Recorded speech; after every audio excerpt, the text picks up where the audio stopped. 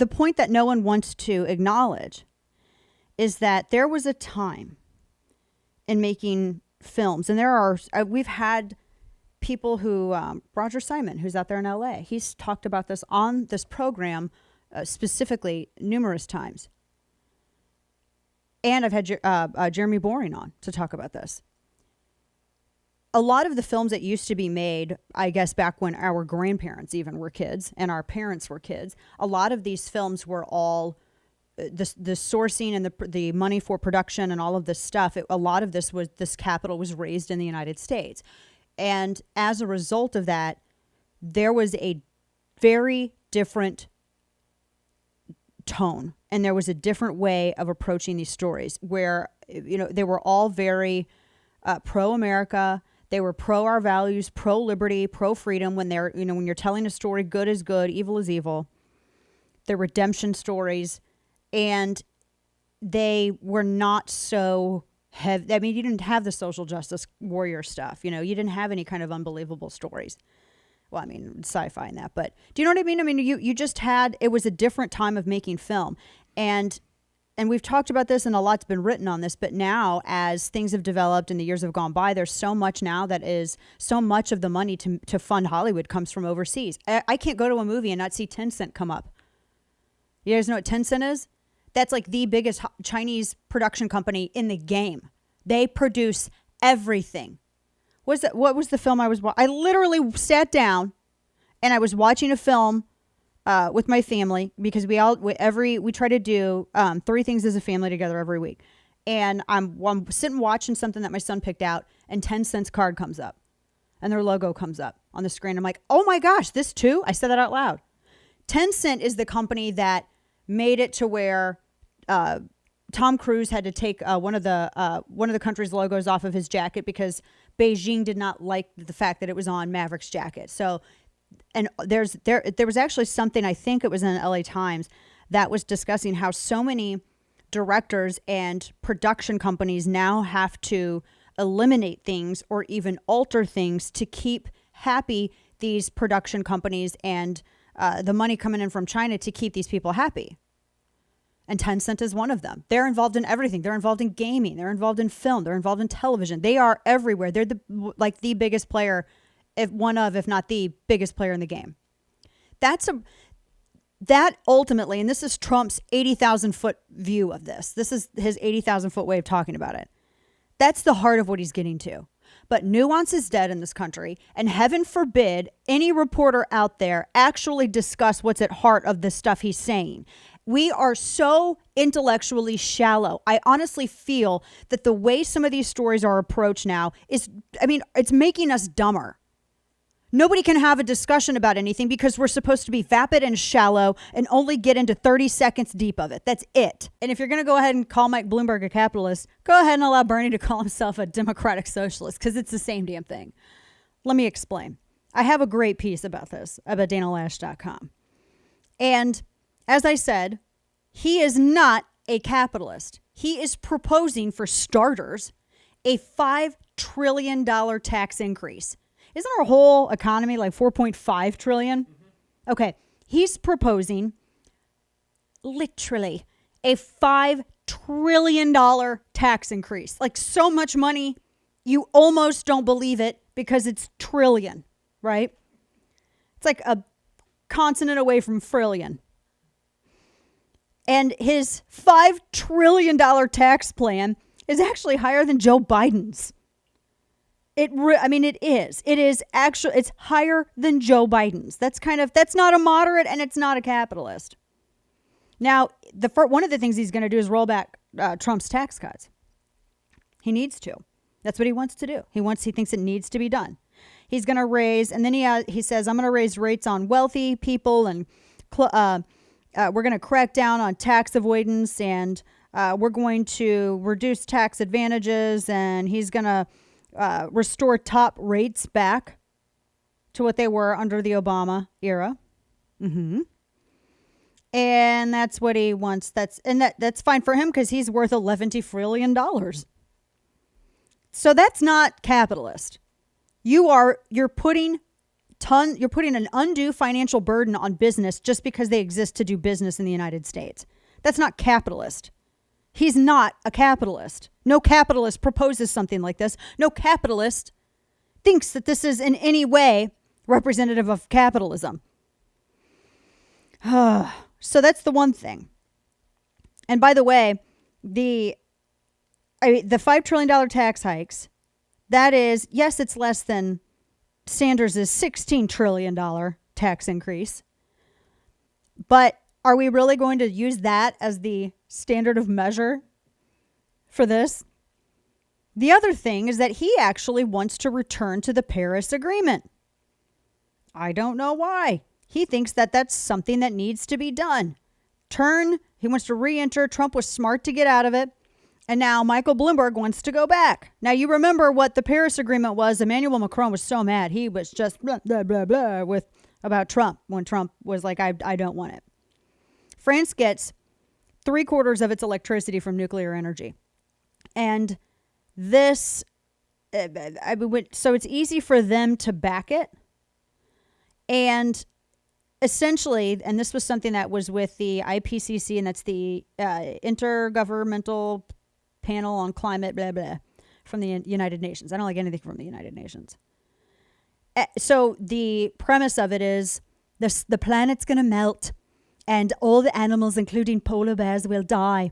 And in order to stop this, you must give us all your tax money, or just all of it, all your money, period.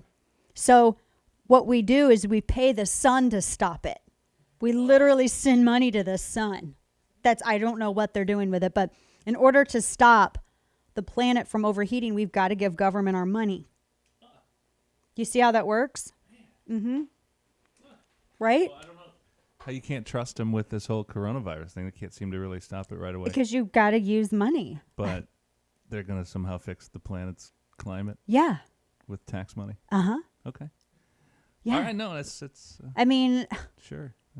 That makes so much sense, Okay. Kane. I just don't know where your head's at right now. Okay. Thought you wanted to save the planet, but okay.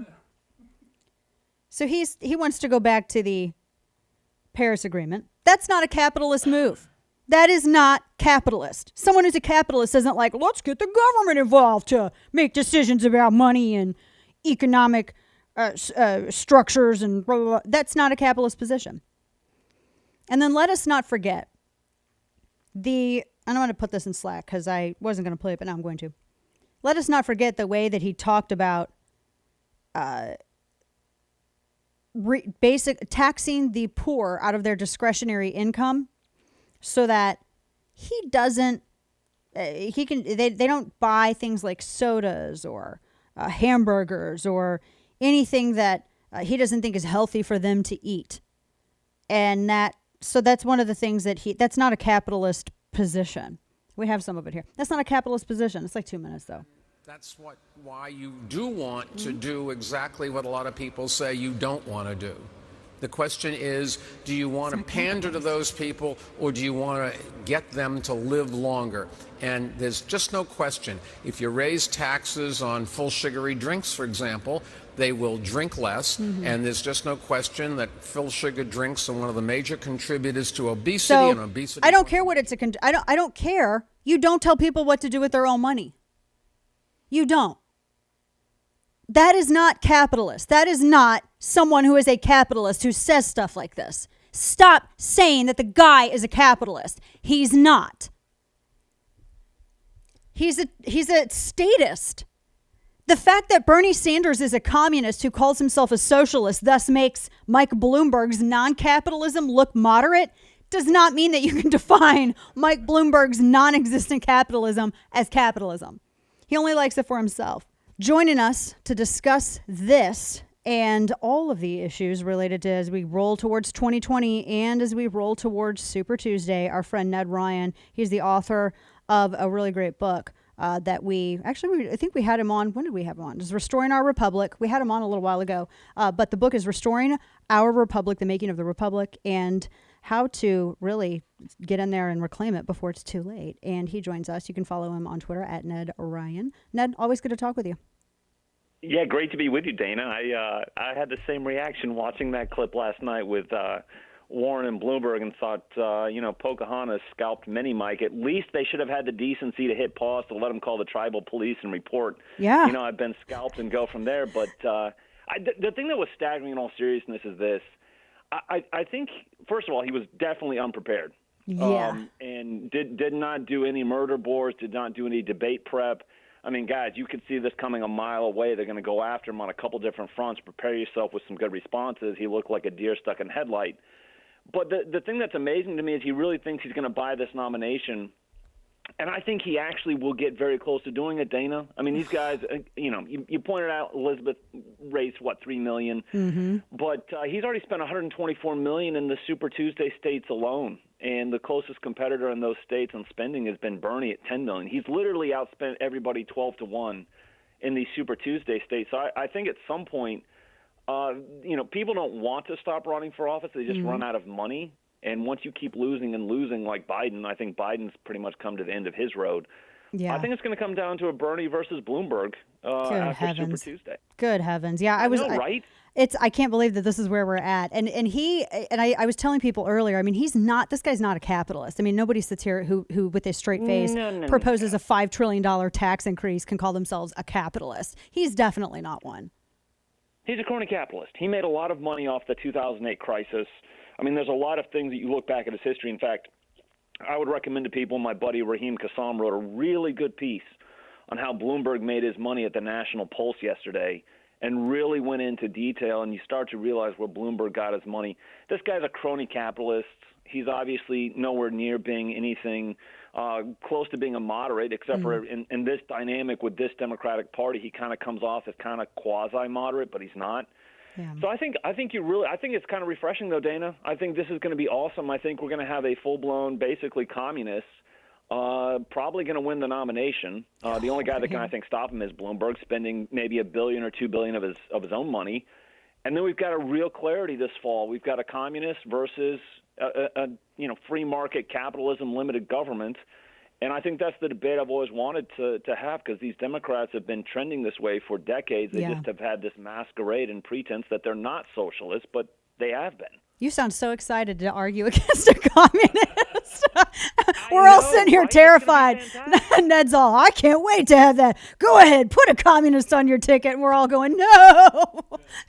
It's terrifying. No, but it's a moment of clarity. And I really, it's one of the reasons I wrote the book, but you start to see this, it's been coming and coming into the Democratic Party for decades, and they've never really wanted to fully embrace it. They've always tried to keep it under wraps, keep it under the surface. Hide it, yeah.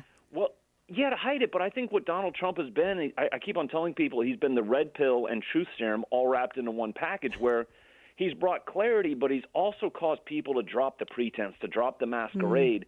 So now we can actually have some real clarity in our choices. And I think that's what we're going to see on display. We're already seeing it on display. Right. Where the American people are going to go, do we want single-payer socialist health care, or do we want a real true free market? Which is, again, I think one of the things that Republicans had better figure out, and I know Trump's trying to figure out. They better come up with a health care solution.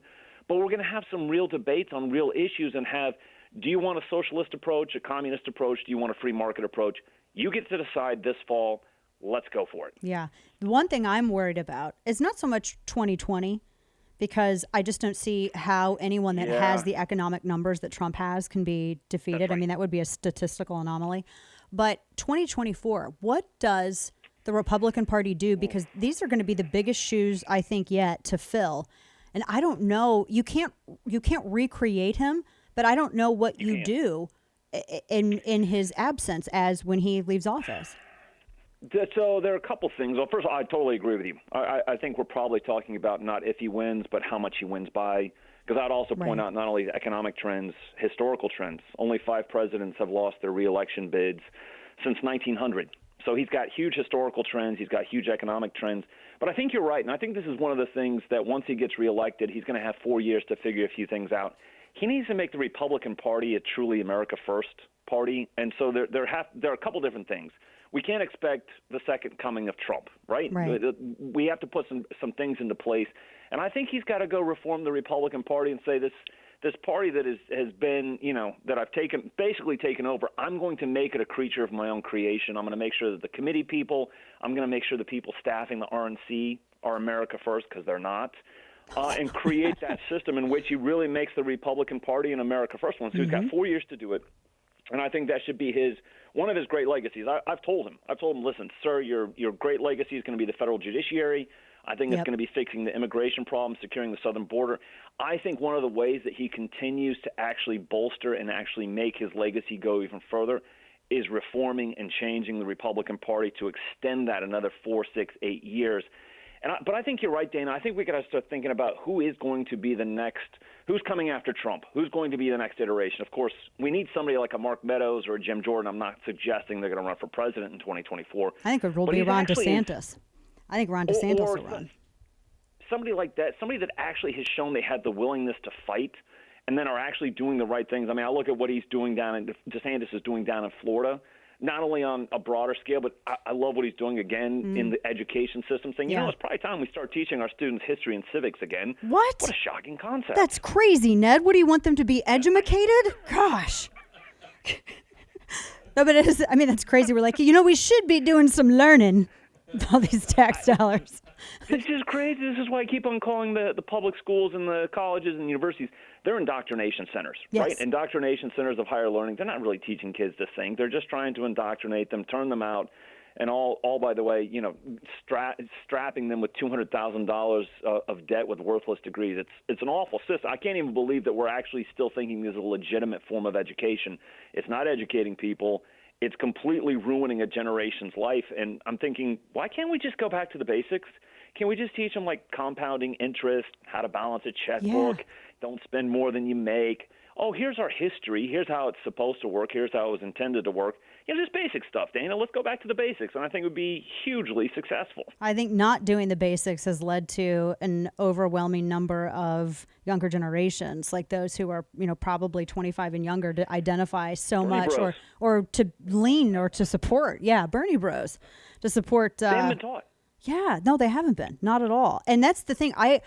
This might be the first election where Democrats put up a candidate who's legit a full-blown communist. He can call himself a socialist, but he wants to nationalize too much industry for it to be a socialist. But they will never have, I don't think, another actual more classically liberal Democrat ever again. I think they'll have to create a new party. I think it's done at this point for them. I think you're right. Well, see, they understood something decades ago in which G. William Domhoff in the 1970s, a full-blown communist, wrote to his communist brethren in the Ramparts magazine and said this: a party is what people say it is. And the people who say it is win primaries and show up at conventions. They've been doing this for decades, and so they've made it a creature of their own creation. I think if there are any real traditional Democrats left, you're right, they're going to have to figure out where do we go now, because this is not our party. It's been taken over by the socialists. I think the question about 2020 in regards not to Trump winning or not, he's going to win. What's going to happen in the House and what's going to happen in the Senate? And I'm telling you, if they put up Bernie Sanders, and I'm starting to think they're going to, I think you take the House back. I think Trump keeps the Senate, and then we've got a dynamic where we can really start to make some reform. But I have to tell you, Dana, the second term of Trump had better be about devolving the administrative state. Yes. And I have said this repeatedly in op-eds, and I'm going to have this conversation with him. Sir, you have to start breaking it apart in a very forceful way. Shut down departments, shut down agencies, take these 800,000 non-essential federal employees. Yes. You have to start migrating them out of government and then remove those positions from the federal role so they cannot be filled again. Has to take a very strong, aggressive approach on that. I'm like, you know what, sir? They already hate you anyway. I mean, they've already impeached you. What more can they do to you? Just keep going. Just do what you can, make it an epic second term. And of all the people that have been in office in the last however many generations, I think Trump might be willing to go and do some stuff in regards to really radically reforming and reorganizing our government, which would be fantastic. And I think he's open to hearing this, too, from people. I don't know of many individuals in government who really do not just listen, but they want to make the people who voted for them happy. And when they hear, you know what, more limited government, let's cut more regulations, let's lower taxes, he does it.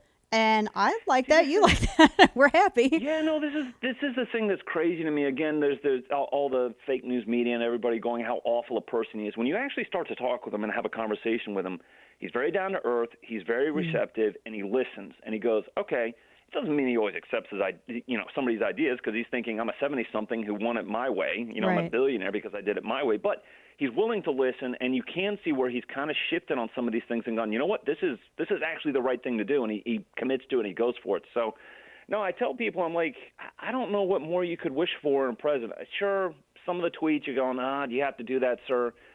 But on the substance of what he's actually accomplished, Dana, I'm like, I'm not sure we could ask for much more. And I'm thinking second term, he could literally have replaced 50% of the entire federal judiciary by the end of his second term, and he's putting 40-something Federalist Society rock stars in who are originalists. I don't know what else we could ask for. I just heard Mitch McConnell smile all the way from Dallas here. Just heard No, I that. know, Heard right? him smile. That's great to think of, and I hope he does it too. I hope that he does it, and I don't mind the tweet so much. I always feel like he does out in the open what so many Republicans do behind the scenes. I mean, because we all know some who are just like that. They just they think that somehow secrecy is a virtue. Yeah, no. I mean, this is the refreshing part. This is why Trump, though. People love him being authentic. And sometimes you're like, I'm not sure I would have said that. But you know what? He's being himself. He's being authentic, and the people love it. And you know what they're also thinking, Dana? They're thinking, I just said that, in private, and he's saying this on Twitter to his 63 million followers. This is hilarious. Yeah. And so I think that's part of it, too, that's appealing to him. Like, we don't have somebody that's trying to, like Pierre Delecto, right? Pretend to be something that he's not. And he's have actually that name. being himself, Yeah. right? And he said, but Trump is saying these things. He believes it. And he's actually putting it out there and saying, hey, this is what I'm thinking. This is what I believe. You can take it or leave it, but this is who I am. And that's Great. what they wanted. People love it. That's what voters wanted. people Ned love it. Ryan, Restoring Our Republic, The Making of a Republic and How We Reclaim It Before It's Too Late. Good book. I should know because I read it. Yeah, you endorsed it. I did. This is a good book. And follow him on Twitter, Ned Ryan, RYUN. Ned, always so good to talk with you. And I think that we're going to have some better conversations too, even more things to be happy about as we roll towards November. Although, I think so. It will. It's going to be probably one of the most interesting generals that we've seen. So I look forward to talking with you again. What a time to be alive. Right? What a time to be alive. Take care. I appreciate it, Dana. Thanks, Ned. All right. As it relates to Buttigieg, and we've discussed this before, but I wanted to really get into this as it relates to that soundbite, because I'm kind of tired of him using disingenuously faith as a cudgel. Because when he does it, first off, he represents it very exclusively, which is not the spirit of how you're supposed to do it. But he was asked, do you think it's possible to be a Christian and to support Trump? And he says, well, I'm not going to tell other Christians how to be Christians, but I'm going to tell other Christians how to be Christians. That's what he says. That's what he's saying. When he says he can't find any compatibility between the way this president conducts himself and anything else that he finds in Scripture, I'll just tell you, there are a lot of ways that people act every day that are incompatible with how we're supposed to act according to Scripture. I mean, thank goodness we have grace, right? Make sure you pre-order my book, Grace Canceled, which is available at bookstores to pre-order everywhere. It comes out next week. Good thing that we have grace and forgiveness, though, right? Because that's where that comes in, because we are weak humans, and so we are prone to sin. We are sinners. And so we all do things that are incompatible with how Scripture tells us to live. But the problem is that Pete Buttigieg believes that everybody else's sin is up for discussion except his own. Everyone else is a sinner, but not political Jesus. And he cites Trump's behavior, but what of his own? What of Pete Buttigieg's behavior? Now, I have a piece that's coming out on this today because Scripture is incredibly clear on how we are supposed to behave, how we even witness to other people, how we help people. It's incredibly clear also on the discussion of sin and that everyone sins. And he likes to say over and over again, and he said this before, there's other sound bites of him saying this. I think he said it on the campaign trail. He's said it in town halls. Has said it in debates, that God doesn't have a political party. And that's true. Yeah, God doesn't have a political party, but God does have commandments. And these are commandments that he wants upheld. These are commandments that conflict with the policies like late-term abortion and post-birth abortion and partial birth abortion, policies that Buttigieg and his party have been trying to normalize as mainstream Christian doctrine while they pass judgment on the manner in which Trump tweets. If you'd like some citations on that, I'll point you to Luke 6:41 as to how we should be dealing with it. If his positions, Buttigieg says that, and he said in this clip that his positions are informed by his faith, I wouldn't know it from his positions. I wouldn't, would you? What positions does he have that are informed by faith? He can cite the scripture all he wants to, but does he follow it? Because the power isn't in citing it, it's in following it. That's 1 Corinthians 4:20, by the way, in case anyone wants to know that. I just feel like if you're going to sit here and use and lecture on faith, then it should be from a faith base, not a political perspective, right? It's not those who hear the law that are righteous, but those who obey the law that will be declared righteous, Romans 2:13. Now, he was discussing their interpretation of that interpretation of Trump's conduct deserves a voice by way of Trump being president and by way of Trump running for president. But if that is true, then again, so does Buttigieg's. And if he's choosing scripture as the litmus test, then so by scripture should he be judged by his actions as well. I mean, this is the thing. I'm going to share with you an excerpt from Grace Canceled, which is my book, How Outrage is Destroying Lives, Ending Debate, and Endangering Democracy, because I get into the death of redemption, I get into nuance, I get into social justice warriorism in the church and the president and faith, and this is what I wrote about it, and this is a quick excerpt. There has been a fight between two factions of the right regarding faith and Trump. And it goes something like this. One faction believes, I write, that support for Trump is a nullification of Christian faith because support is endorsement of all Trump's previously reported on bad behaviors. It's an argument that would make the Pharisees proud. It's impossible to separate the good policy Trump has proposed from the sins of which he stood accused. If you're really Christian, some in this faction assert, you'll condemn him wholly and outright. Trump, they claim, is unfit for office because he is morally compromised. He's bossy and loud, they say, even on Twitter. And he mocks women's appearances, and he criticizes dead veterans, and he attends every fight to which he's invited. He's a sinner.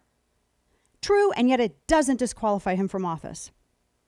The other faction believes that Trump, like all mankind, is a sinner, but that God has a purpose for everyone. Some preachers and pastors and holy folk in this particular group have appeared on various cable news networks as character witnesses of sorts for either Trump or Christian voters, and more than a few have suggested that Trump is in the White House because God put him there and God can use him. And the wing of the right who claim that you can't be both a Christian and a Trump supporter scoffed at these assertions and accused these evangelicals of compromising their faith for power. It is a specious claim that misunderstands not only what these Christian leaders have stated, but it also overlooks the omnipotence of God in the Bible. And the premise argued is that God can't use Trump because he is flawed.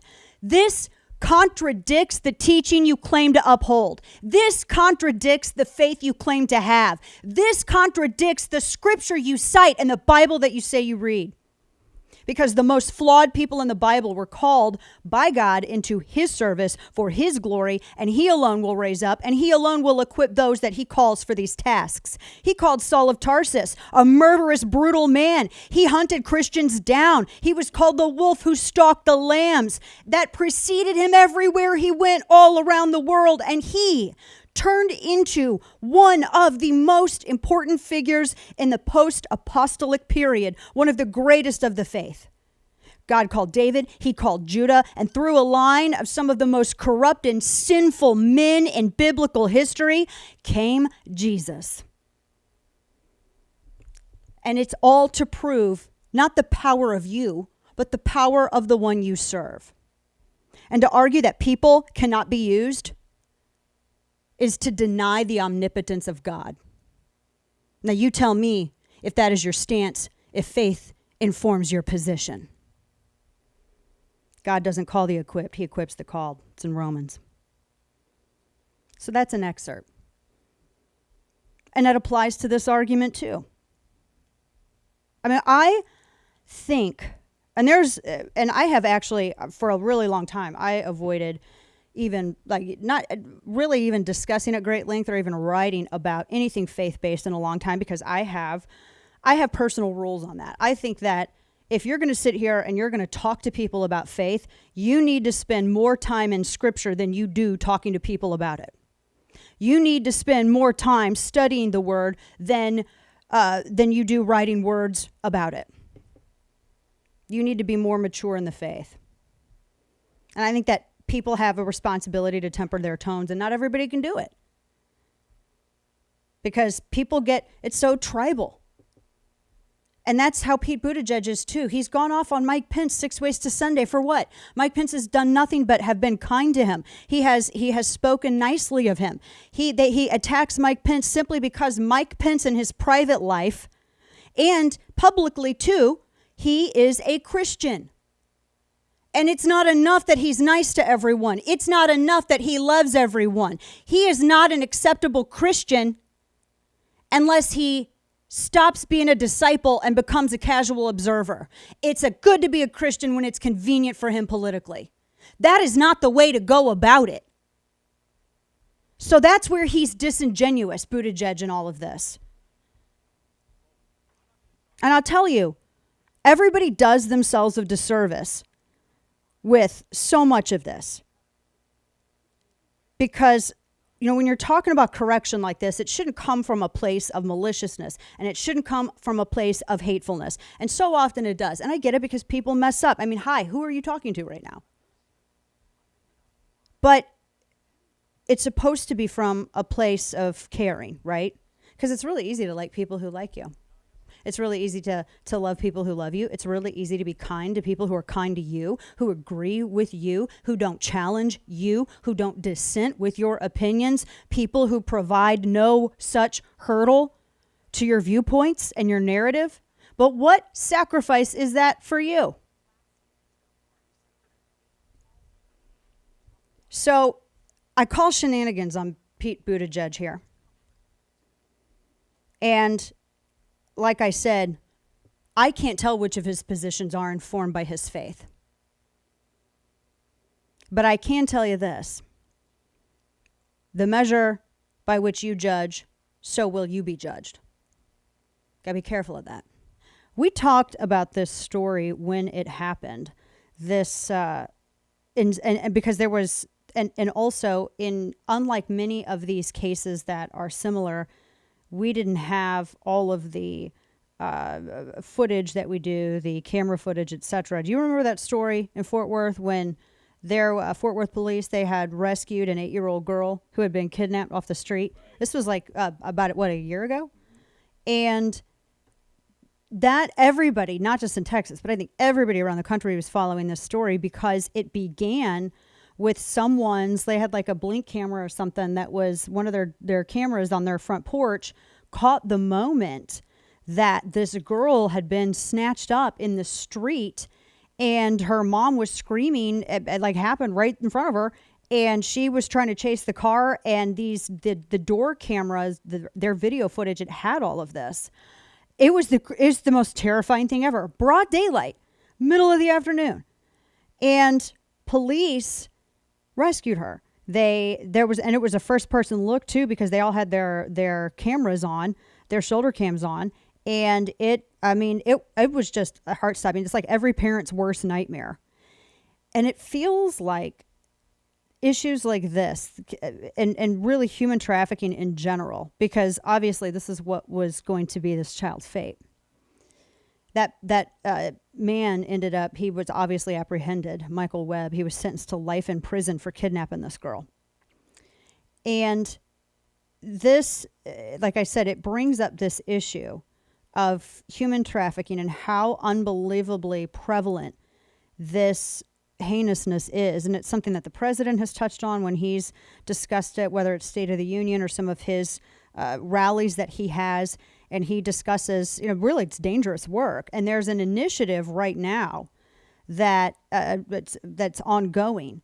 That's something that's been spearheaded by Sheriff Bill Wayburn, who is the sheriff for Tarrant County, that is targeting the illegal trade of humans, like human beings, with human trafficking.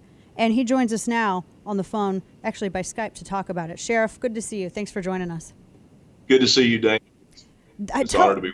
Of course. Tell us how prevalent this problem is, because this is one of those, and I think that's one of the reasons why that story that I gave you, that example, and similar stories like that, really hit home with people, because they think it's a problem. When you hear the phrase human trafficking, you think that that's a problem that other areas have, that other countries have.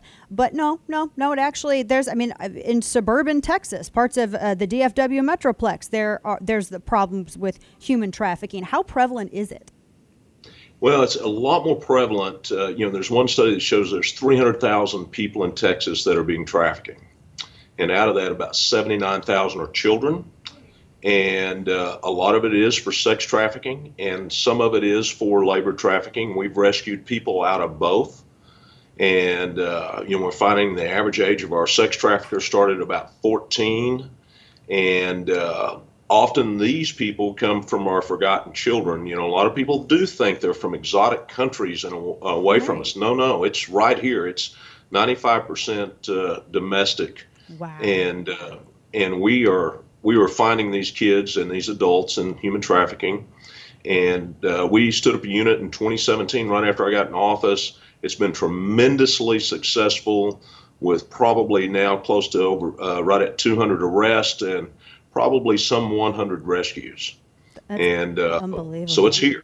Yeah, it is. It is here, and it's terrifying to think that, as you're going about your day, you're driving to work, you're going to the grocery store, you're going to the park with your family, maybe going to watch your kid play football or something, that here in the area in which you live, everybody's nice, picture perfect suburbia, wherever they are, that you have such this infestation of the heinousness that is human trafficking. As I understand it, there was a recent big bust where 41 other suspects were arrested. I have to say, I like your quote here, Sheriff, because you say that there's criminals in our state and country, and we're going to go after them with the gust of a hound dog. I like that quote.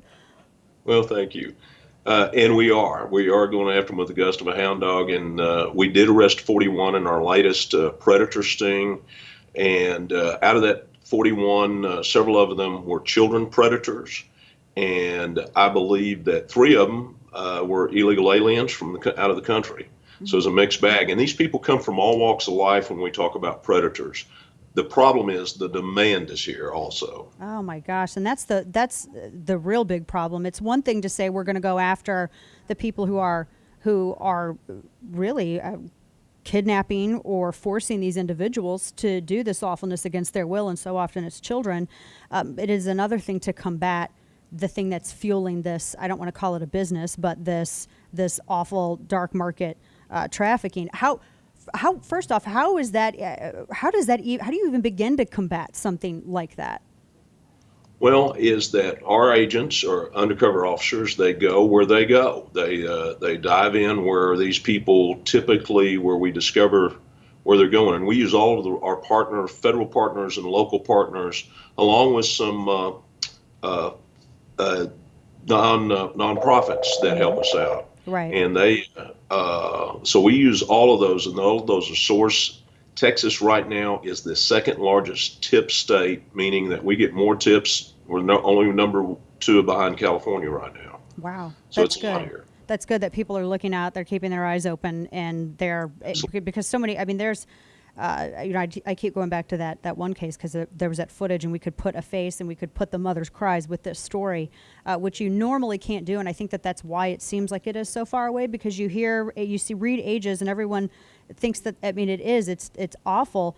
But then when you see that video footage that we saw, like in Fort Worth, in that particular case, that really, it makes it incredibly personal, even if it's not your child, because parents see their child in everybody.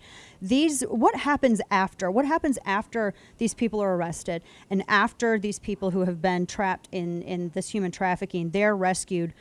Because there begins another job. You have a bunch of people who have been victimized who now need to go through a recovery process. But what about the deterrence for these individuals? I mean, I'm a little you might say, Sheriff, I'm a little old west. I think these people should hang publicly who are involved in doing this, and that we ought to put it on pay-per-view and raise some revenue as restitution for some of these victims. But what is the deterrent for that? What is the penalty for some of these individuals? And I realize that based on their crimes, it may vary, but I would hope that it's so incredibly strong that it's just under death. Well, I appreciate your sentiments. It is the scourge of the earth. I say it's evil walking boldly among us, almost from a biblical perspective, how demonic this thing is. But we have seen, in federal court, you saw the fellow you just talked about, he got Yes. life in prison. That's real life. He's not going to breathe free air again in his life. We have seen some as high as life. And we've also seen from our state district attorney here, Sharon Wilson, we've seen up to 40 years and 45 years in some of these cases where we've gotten convictions on some of these bad people. Yeah. So they are going away for a while. That's good. Not as long as I'd like to see, but for a while. Yeah, well, see, that's why we need to have some more Wayburn policies out there and out in the sheriff's office in Tarrant County also, but we need to kind of adapt that for some other places for these deterrents. The innocents that are now recovering from this, what resources, who helps them? Because that's also a huge job. Tell me a little bit about that, because for a lot of people, the story kind of ends when the bad guy is arrested. And that's when their story really begins, is that we are in partnership with some of these nonprofits, including Unbound and Valiant Heart and Traffic 911 and All Church Homes here in Tarrant County. And they have taken in both children and adults. And what they do is they give them security. That's the first thing. Give them some security, a place to be, a place to begin restoration. And they've had some good luck with it, where we have a group now of women that are out of that they're getting their education, they're getting in the workforce, they're becoming independent, contributing adults, and living a life far outside of this evil that they were once drug into. So there is help going on. What can people do in their areas to work with law enforcement to help combat this? Because, we always, and we're grateful to have good people wearing the badge like yourself, Sheriff, but I also know that it's incredibly taxing, not just on resources, but emotionally and spiritually taxing to deal with this, because this is just one of the most basest of evils that's out there. How can people help? Well, I will tell you very plainly from Bill Wayburn perspective is you said it. For our people, for our agents that are out there doing the work, that are in the mud with these people, we need your prayers. If you're praying people, we'll take those. The second thing is that folks, if you see something that isn't right where you're at, please call it in. If your gut feeling tells you that person doesn't belong with that person, let us get an opportunity to check that out. The third thing is get involved with one of these, with a good nonprofit that may be able to, where you can be a lay counselor, where you can donate money. So there's several things to do there also. Well, good. I'm glad that I'm so glad that we have these organizations and so many of these nonprofits that are involved in this. Where can people go online? I know I have an email, but where can people go online if they want more information, or maybe there's another nonprofit out there who's watching, who's listening, says they want to partner up. If not in Texas, in their particular state, where can they go for more information? Well, they can go to our Texas Attorney General's website. Ken Paxton is a great partner, and they have a great website on this, and they have training on there for what to watch for. That's really good. And we also, you can contact us, and we'll try to connect you. Before I let you go, you meant that was something very important that you just mentioned, training on what to watch for. What's the big thing to watch for? The thing that I think you're going to see that the biggest thing is that a mom like yourself, you've got those mom eyes, and you see something that doesn't look right. A young lady that's out of place with somebody, that is going to be the first thing that you see, is follow your gut instinct in that, and everything will be just fine. It'll be okay. There you go. That mama instinct. I'm telling you something. There's a reason why we got it. Sheriff Bill Yes, Wayburn, it's always such a pleasure. We thank you for everything that you do for not just Tarrant County, but for really just the law enforcement that you represent as well. And on behalf of these victims that y'all are helping and helping to rescue. Thank you so much. We appreciate your time with us today. Barack Obama there's a lot of discussion as to where he's at. I wanted to share this with you. This was this was written over at New York Magazine. And it's about what Obama is saying in private about all this. The article says, until then, Obama has reminded those who ask he won't speak up unless he feels compelled to make any specific candidate-neutral points to ensure Democrats win in November. There is no way Barack Obama is intervening unless something strange happens, said a friend who heard his reasoning. He just doesn't have that in him. Even if he felt like speaking out against Sanders specifically, he knows such a statement would likely ruin his standing on the left and almost certainly divide the party just when it needs uniting, according to multiple people who've spoken with him about the race. Obama and those around him have a, quote, very clear understanding that if they put their finger on the scale right now, all of a sudden, half of the Democratic Party hates him, said an influential Democrat who keeps in touch with Obama. Obama's team has made it clear to Sanders' inner circle that the former president has no intention of getting involved in the primary. And people from both camps who are familiar with the discussion say that the pair has also spoken directly during the election cycle. Yeah. He can't even get involved because he is so worried about the hit his popularity would take. Barack Obama is being uncharacteristically silent because the passage of time puts a rosy lens on everything, particularly where it relates to progressives and Republican presidents. But for him, it's odd because normally the left lionizes their previous lefty presidents. And they, to an extent, they still do with Bill Clinton. But have you noticed that there is this fissure that's been exposed? Because so many people in the party are now socialist, and Barack Obama was the stepping stone to that, make no mistake. But he also tried to keep the moderates on board, not embody their ideology, but he spoke to it while administrating in a very progressive leftist fashion. And they went along with it. But now if he says something, that race card and everything else that you heard that was used against anyone who even so much as disagreed on health care as a defense for Barack Obama no longer is applicable. Socialists have declined it. Any time that you've heard Joe Biden even talk about it. He brings up Barack Obama and then he's assailed. These people were supposed to revere Obama. Not anymore. I just want to put this in scope for you. The party is so socialist that the first black president of the United States can't even weigh in on a primary because he will be obliterated rhetorically by the socialists in the party. What an amazing contrast from 8 years ago when you couldn't even disagree with a Democrat on health care. Bloomberg's now been going after Sanders supporters. The one thing that he is focusing on in all of his web stuff is he wants to fight Trump, but he's got to take out Bernie Sanders to do that. So he's kind of recalibrating a little bit, particularly ahead of this debate. So Bloomberg now is targeting Sanders supporters in a new ad. He has this ad that he tweeted out, and it shows texts and tweets and memes and other things that attack 2020 Democratic contenders from people who say that they're Bernie supporters. And at the end of it, there's a video of Sanders, and he says, quote, it's vitally important for those of us who hold different views to be able to exchange and to be able to engage in a civil discourse. And then the video ends with the question, really? And so then the Sanders campaign deputy communications director, Sarah Ford, fired back and said, this is the establishment perpetuating a false myth to blah, blah, blah. He's building a multiracial, multi-ethnic, blah, blah, blah, blah, blah. And then they just say that Bloomberg, with all of his money, cannot create the excitement and energy we need to have the voter turnout that is required to defeat Trump. That's what she said the other night, which that is true.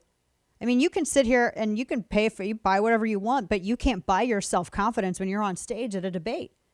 You can't buy yourself better answers. You can't buy yourself a better personality. You can't buy yourself the contentment to be able to easily be situated up there on that stage and handle everything that they throw at you. You can't buy that. And I think he's anticipating Bernie's going to go at him pretty hard, I would imagine. And I would think every one of them does at this point. Biden's going to have to go at him. Biden's been focusing everything on Sanders. Well, now that Bloomberg is climbing above them, I'm telling you, I've heard some people say that they would rather, and I tend to think this too, I'd rather have something like a Biden be the candidate instead of somebody like a Sanders or a Bloomberg. But I think that that's the epitaph of the party. I think it's pretty much written. It's pretty much written at this point. And then Sanders has been in a fight with a culinary union. Let's be real though, the Bernie bros, they're a bunch of progressive incels who they do get online and they do. I mean, you saw James O'Keefe's stuff, right? And then don't forget the guy that was trying to shoot up the ball field of all the Republican congressional members. That was a Bernie bro. Yep. Just saying, there's a little pattern there. Rudeness seems to be acceptable. I don't know. I mean, there is a certain quality about people, I guess, who can get behind a guy who's never held a job in the private sector and whose wife bankrupted a girls' school, but there you have it. So now that we're all thoroughly and genuinely terrified, let's go to Stephen Yates, who's with the DC International Advisory, and he formerly advised Vice President Dick Cheney on all matters of national security and so many other issues. Stephen, I'm sorry that this is the lead-off topic, but it is, I mean, it's creepy because it seems like it's worse than we hear other reports of millions of people locked down, which I guess is easy to do when you are in a communist country and you have tattletales that live on every block. But at the same time, there's also this headline coming out that the director of the hospital that was treating people, he got the coronavirus. He didn't make it. The doctor that blew the whistle and was arrested, he didn't make it. How bad is this? I think it's very hard to answer at this point, Dana, and part of it is because of what you said in the intro and what we've talked about for a while now. Mm-hmm. You just can't have any faith in accurate information coming out of the People's Republic of China.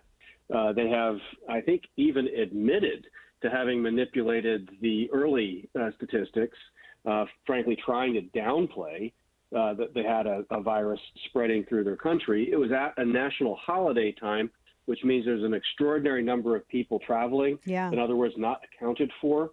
And so I don't think they even now really have a handle on things. And we're talking about, who is it that doesn't have a handle on things? The biggest, most aggressive surveillance state that mankind has ever known doesn't have a handle on this.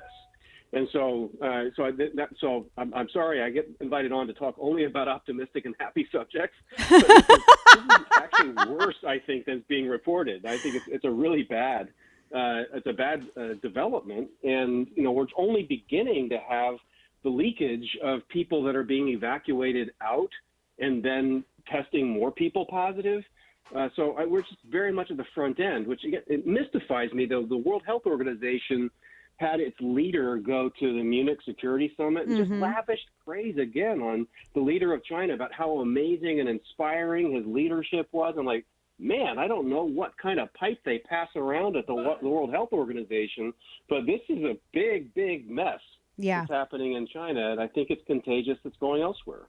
I think so as well, and I worry about how other countries that maybe don't have the good infrastructure or the ability to react quickly to a pandemic like this, how they're going to fare. And I know that the World Health Organization can be entirely political, as I believe that they were when SARS broke out. And there were certain countries that they didn't really want to help with as much as others because they didn't want to anger China. So that apparently it's all about keeping China happy in certain parts of the world, which is unfortunate. To that extent, I was also still keeping with regards to China, but not so much the coronavirus or Resident Evil, which is apparently kicking off there. But Chinese spies are accused of infiltrating U.S. scientific and research institutions through their 1,000 Talents plan. And there's discussion about the 2,000 or so experts that are brought over, and then they apparently smuggle scientific research back to China. And I know that there's been a lot of discussion and a lot of proposals to try to combat some of the leakage of intellectual property and other things in the United States back to China. But how widespread is this problem, and how serious is it as it relates to national security? Well, it's a serious problem that's gotten worse because, frankly, we've been really dumb about how to deal with it. We've fallen for the trap of that the People's Republic of China and the Chinese Communist Party is an ethnicity, and therefore anything that we do to combat their influence is racist. And so, of course, Like we with the can't keep coronavirus. communist spies. Absolutely. We can't do anything because we're just so racist. And so we had, if you remember back in the 1990s, there was a man named Wen Ho Lee that was prosecuted for trying to steal secrets from one of our nuclear research laboratories. So, I mean, if that was public then, you can assume more happened before that. And we really have not done a heck of a lot better since. We've let in a lot of Chinese researchers into our top university and government-related research programs, all in the name of exchange and development and all, sunshine and unicorns. It's all wonderful. Right. It's just that these people happen to work for an entity that has an unlimited supply of people to extract as much information as they can to help them profit and get ahead, which I don't fault them for. I fault us for being weak and trying to screen them. Chinese people are fine, but there's millions and millions and millions of Chinese people around the world that have nothing to do with the Chinese Communist Party. But the ones that do, they should be on a no-fly list. Don't come to our place. Don't come to our research facilities. Don't bring your virus. Don't take our stuff. They're already saying that, well, signaling that it could perhaps be a complete unmitigated disaster. Already, they're saying this already, that this could just be an absolute disaster. And similar to like the Iowa caucus, they think that it could be like the Iowa caucus. So Politico has this piece where they say that volunteers have been complaining of poor training and that the vote reporting system was really adopted on the fly, and that a number of caucus volunteers have been raising serious concerns about how all of the preparations have been rushed. I don't know how that happens because they know a year in advance when this stupid thing's going to be held. So why is anything rushed? The only reason that anything's rushed is if everybody sit on their butts and they didn't do anything to prepare in advance. Of course, they are Democrats. So, I mean, you just take from that what you will. So they say that it's the system's rushed. Party officials were scrambling to streamline this reporting system that they have. They're trying to, get this, I'm not even making this up. They're going to have Google Docs that they have their forms published through, and the link is saved on their iPad. Yeah. They said, well, they had some apps that they were going to use, but after everything that happened in Iowa, they don't want to use this app anymore. Maybe it's because they didn't test the stupid app in Iowa. Maybe it's because everyone sat with their thumbs up their butts and they didn't do anything again, it's like, that this is going to take place. You know that every 4 years there's a general election, and that every 4 years before a general election, you're going to have caucuses and primaries. In all of the same states, all 50, they all have caucuses and primaries. And the same group of states has the same caucuses every year. And the same other group of states have the same primaries every year. And guess what? Newsflash, it's run the exact same way every single 4 years. So how, in the love of all things holy, are you unprepared? Jiminy, and these people want to run your life. I wouldn't let them run the hose in my yard. So they've been raising these concerns. Party officials said that they have forms made in Google Docs, but Kane, the link is saved on the iPad, so no worries. This sounds foolproof. Foolproof being the operative word. I mean, fools can still mess it up, really. No. But they said that the party has not at all provided any training on how to utilize the form on Google that is going to compile all of the vote totals. I'm so glad I don't have to go to Nevada. I feel so glad that I am not one of the people on television that I always had to go to a studio. I didn't have to actually go to the state. Can you imagine? Jiminy Christmas. And then, oh, by the way, when the volunteers were given presentations on this by, I guess, other party leaders, when Nevada volunteers were given, when there were presentations that were given, they said that they actually didn't even bring up the iPads until more than halfway through the presentation. I think that having it on record, how many people are voting for what candidate, that's kind of the whole point of this whole damn thing, right? Okay, so why is it that that apparatus was not introduced until more than halfway? And they didn't talk to just like one caucus goer, and they didn't talk to just 2 caucus goers, and they didn't talk to just 3 caucus goers. They talked to a handful of caucus goers, and all of the caucus goers were saying all of the caucus same thing. So, yeah. Yeah, so this is where we are, everybody. This is where we're at. So just take it for what it's worth, because I'm telling you what, this is all so incredibly ridiculous. So I think that we're going to have the same thing in Nevada that we saw in Iowa. I really think that that's where we're going.